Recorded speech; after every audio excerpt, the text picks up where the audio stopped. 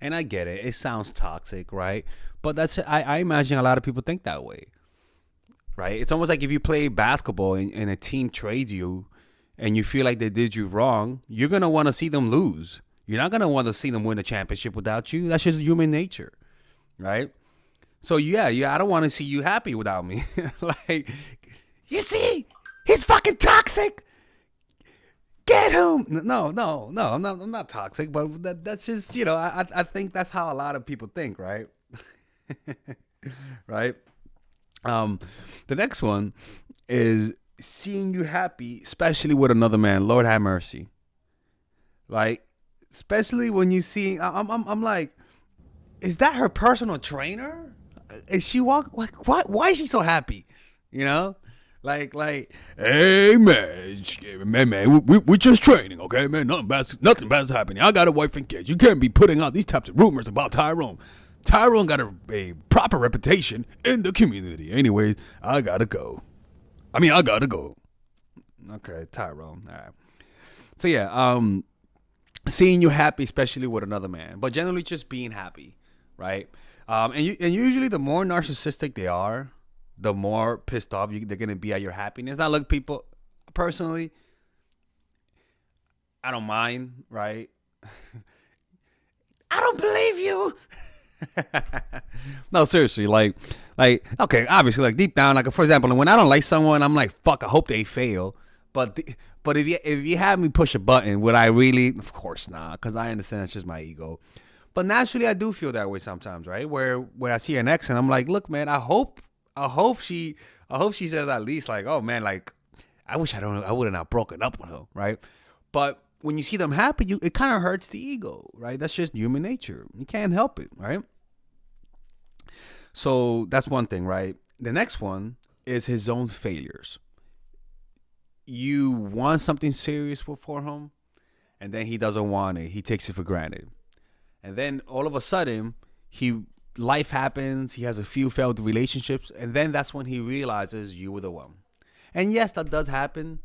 And yes, it is the irony of life. And yes, you can see why you could use that to hate life. I completely understand. But that's just the nature of things.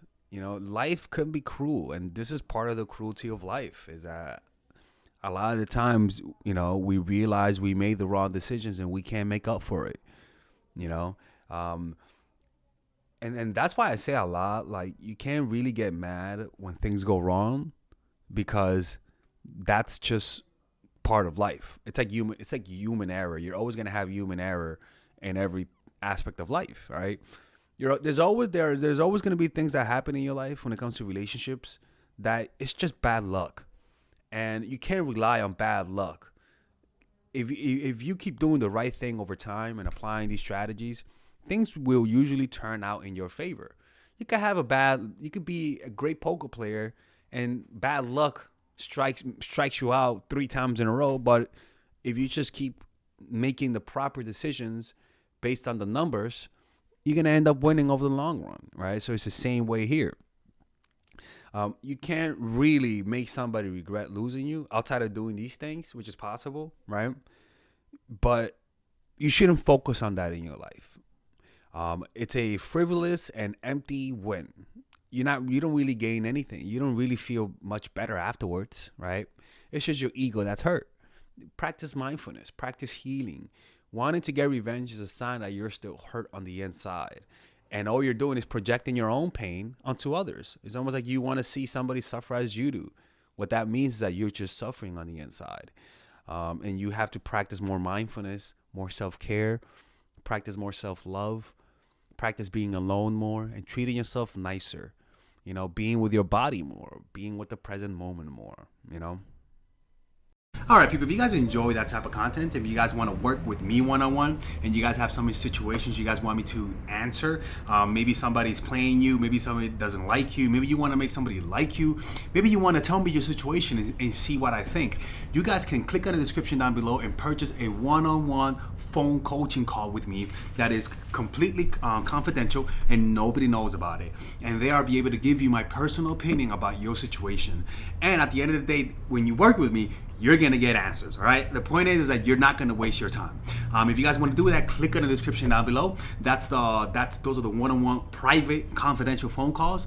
And if you guys want to be able to, for me to answer your questions, like you see in my videos where I answer questions, you guys can book an email coaching session, which is more affordable, and you guys can change things around, and nobody will know it's you. And there you'll be able to get a one-on-one type of coaching, and I'll be able to post it on YouTube. And the beauty about it is that nobody finds out, because you could just change your name, people. You say you're in China, I'm gonna say you're in Australia. Nobody's gonna find out, people. Now, I wanna make it clear.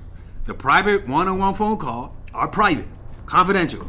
The email coaching calls, as you guys can see, are things that I post on YouTube. They're more affordable, and they let me post a video on it. As long as you change things around, nobody will know it's you. So don't be shy, man. I love working with people, and at the end of the day, it's my passion to help people. You guys have no idea how happy this makes me to be able to help you guys at an individual basis. And at the end of the day, you're gonna get my honest advice. A lot of people bullshit you just to bring you back as a customer. If you guys are looking for that honest advice, this is the guy for you. Okay? See you guys.